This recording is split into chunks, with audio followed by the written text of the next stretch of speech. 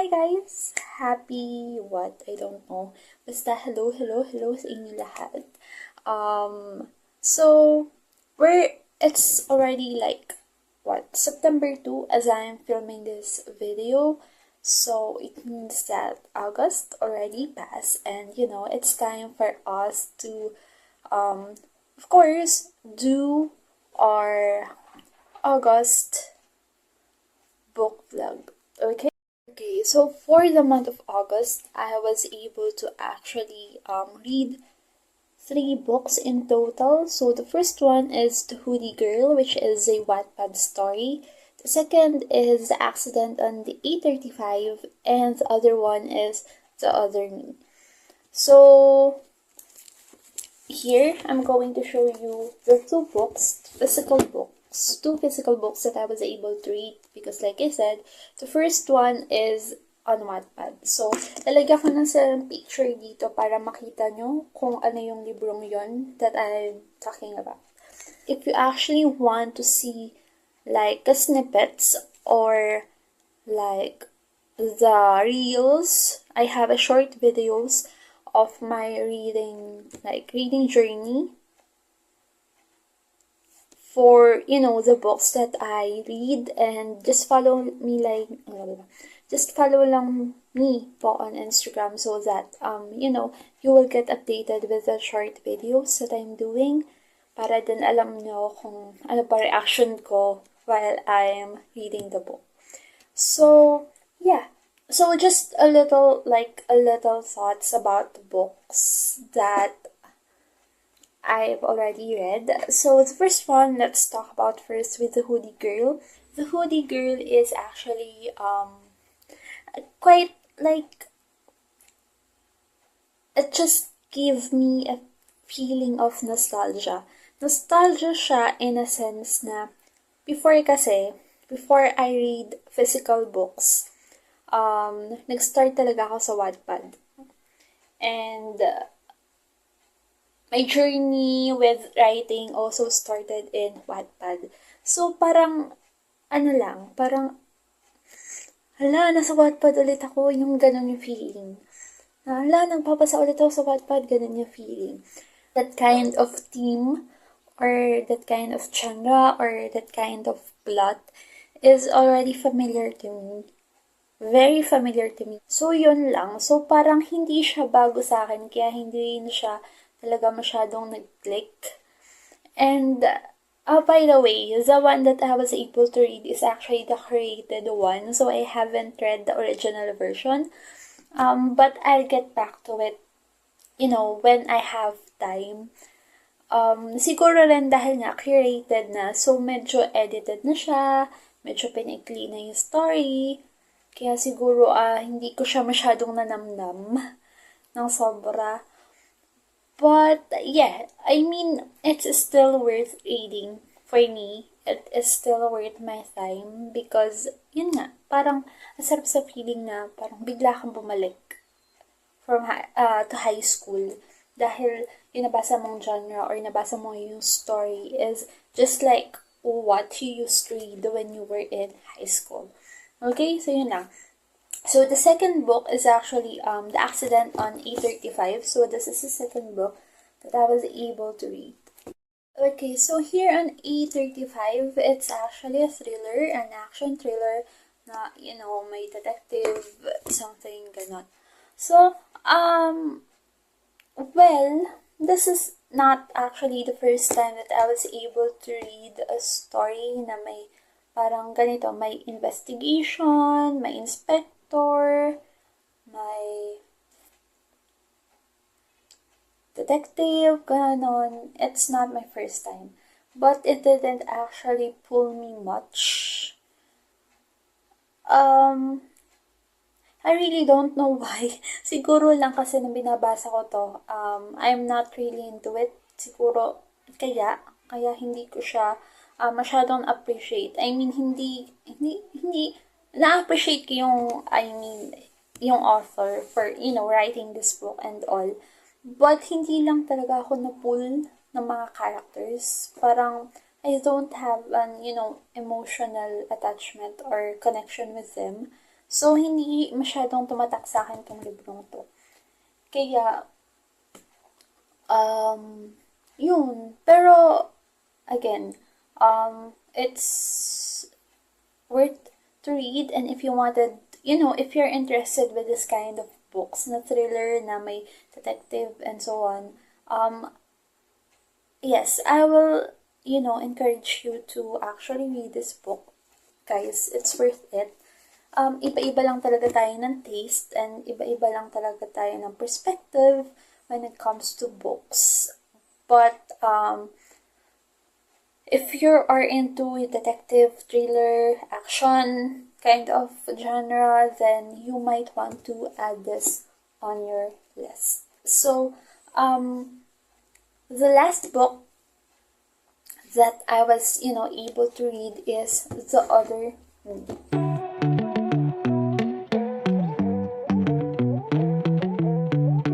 Our book of the month for August is The Other Moon. Well, brace yourself, get a coffee, get something to drink, get something to eat, because this will be a little bit long, actually. So bear with me, because I have a lot of things to say regarding this book. So, yeah, just to give you a recap about this book. So, the genre of this book is fiction, and it's a psychological thriller. But there's also an element of obsession and time travel. So, medyo may pagka-fantasy din, something gayon. Tapos, also, hindi ako medyo ganun ka-familiar sa author. So, this is the first time that I encounter her work. So, I really don't know if all of her books involve a thriller genre on it, or time travel, or fantasy. So yeah, there's also a romance pala. I just wanted to add that. So it's a fiction, it's a psychological thriller, may romance, may element of obsession and time travel. So the main characters in this story are Kelly and Eric. Kelly lang, just to give you a background about Kelly. So Kelly is actually a painter, an artist, in her present life. Eric, on the first part actually of the story, is not yet introduced. So, especially on the first chapter, kasi in the first chapter, it was more focused on Kelly and her life in her present. So, Eric, on the other hand, is introduced lang after Kelly time traveled 12 years ahead. Okay? So, in that 12 years ahead, Eric is actually her husband. So, paano nangyari? Char. No, hindi pa siya nagta-time travel. Kelly is actually a single woman. And she is someone who is not yet, ready for marriage, ready to have a baby. Nag-time travel siya. So, biglang andito si Eric, asawa niya, and there's a part there that, they are trying to have a baby. Which is, really, confusing. Not just on the character itself, not just on Kelly, but, on the readers as well. So, let's jump naman to, the storyline of the book. Basically, there's actually a time travel involved in the story. So, what happened is that may event yung bestie niya. She's invited, all of other alumni from her school is also invited. There's just a part there na parang, nakaramdam siya ng hilo. So, nag-CR muna siya. Then, nung okay na siya, nung hulas-hulas na siya, lumabas siya ng CR. But the thing about it is that, paglabas siya ng CR, biglang bago yung environment. Bago yung mga kasama niya tao. Well, hindi naman actually totaling bago. Kasi nandun yung family niya. And now, there's other people there na hindi niya agad namukaan. Or hindi niya talaga kilala. Tapos, later lang, niya na-found out na, wait, may asawa siya. And those other people that, that she doesn't know is Eric's family. So, parang, andun siya sa present niya, which is on her bestie's art exhibition. Then, nahilo lang siya. Then, suddenly, napunta siya sa isang timeline na 12 years ahead of that. As the story unfolds, dun marireveal yung relationship ni Kelly with Eric. So, Eric is not actually a totally like a stranger to her.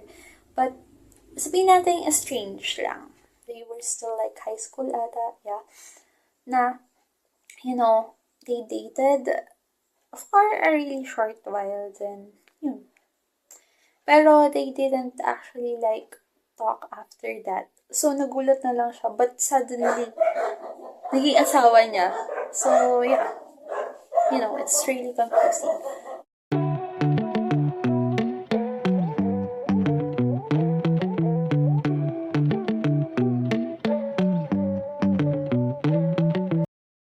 Actually, guys, on this part, it's not actually like a new lesson for me.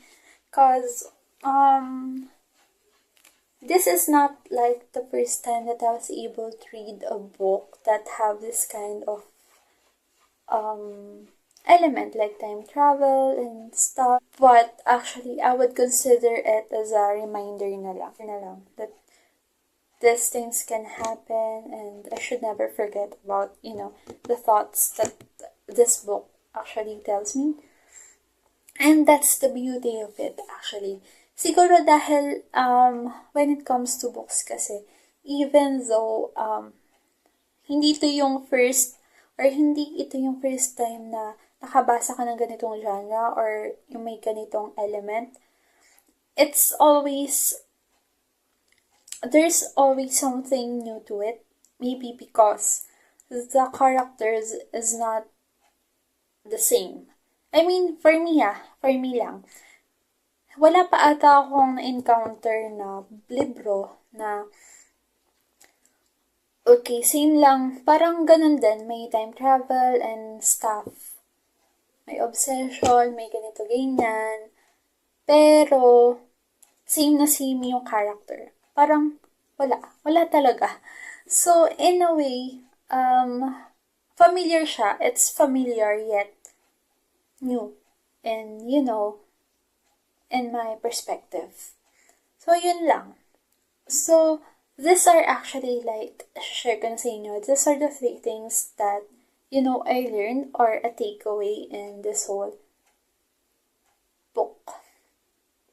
So, the first one is that you cannot go back to the past or go to the future to correct your mistakes or change how the story unfolds. Come on guys, this is the truth. This is our reality, Talaga natin kayang like pumalik on the past just to, correct the mistakes that we have, to correct or take back the words that we said on somebody else. We cannot. Guys, wala tayo sa fantasy genre. Wala tayo sa isang fantasy book na pwede natin gawin. The second actually is that even if you travel to the future and get the kind of life you wanted and you're able to, change the story, it won't last long. Like, you might enjoy it now, but you'll pay for it later.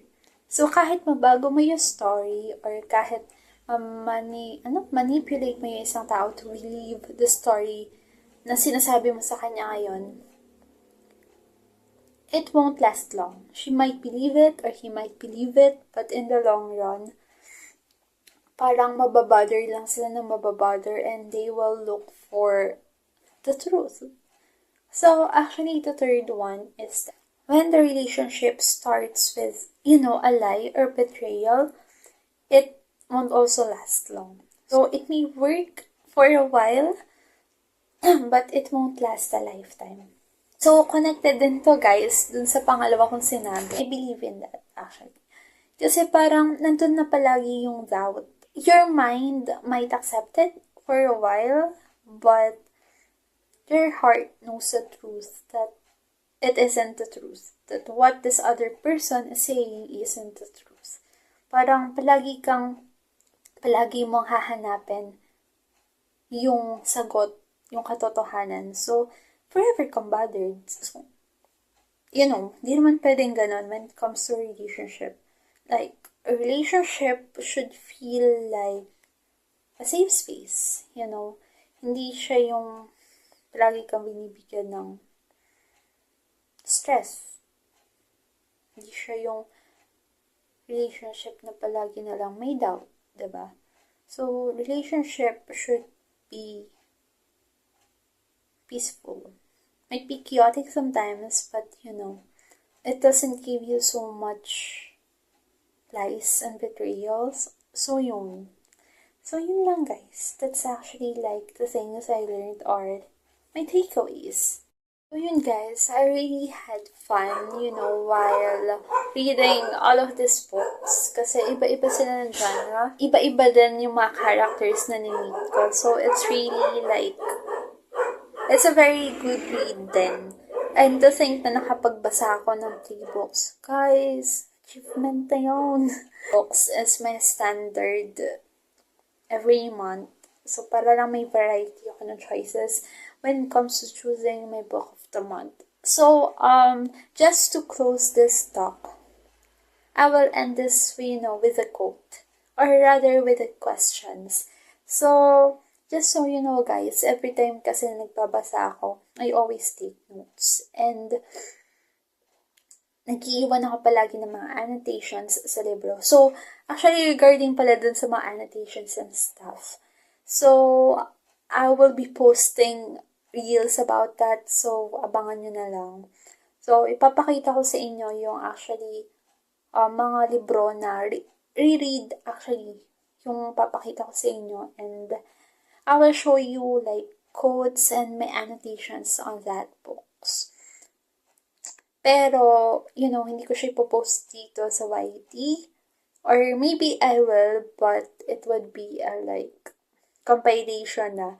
So, what I do suggest, just follow me on my Instagram and Facebook so that, you will be updated on that reels and on that annotations that I'm talking about.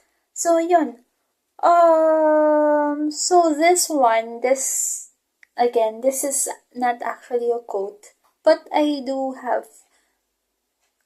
quite a couple of notes for this book. Pero, I think, kasi may line dito na sinabi si Eric, na I think very interesting lang siya na pag-usapan, and I know na maraming makaka-relate dito kasi it's actually a question na could be applied with, a lot of things. Maybe in career, maybe in yourself, maybe in your, love life and stuff. So, parang napaka-broad topic. So, maganda siyang,